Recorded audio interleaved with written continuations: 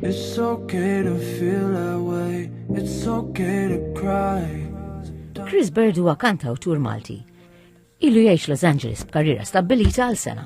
Ma' TVM News, Chris Bird jistqar li qatt mara katastrofi naturali bħal din.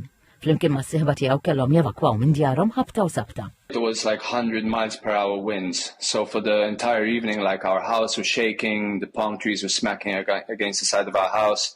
Everyone was panicking pretty much. We saw a lot of people leaving their house, a lot of people with luggages packing their cars. Everyone had to leave.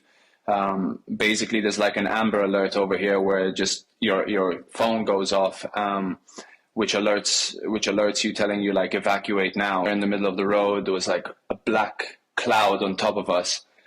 So we spent about half an hour driving through all of that to get through clear skies. L-istat tal-arja kawża tan-nirien huwa gravi. My girlfriend's pregnant, so the first thing I had to think about was our safety. And besides the fire, the air pollution, you know, the level was above 200, so it was at a risk. So the first thing we had to do was get away from the air pollution along with the fire. Ma' TVM News, Chris Bird qal li saħansitra spiċċa vittma ta' ħallelin. So a lot of people are taking advantage of the situation.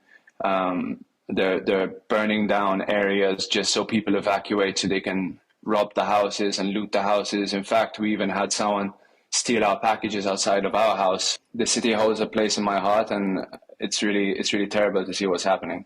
Għalkemm in-nirien f'Los Angeles għadhom jitħeġġu, Chris Bird u t-tfajla tiegħu ritornaw djarhom u qed jitolbu lin-nirien jiġu kontrollati llum qabel għada għal ġid ta' kulħadd.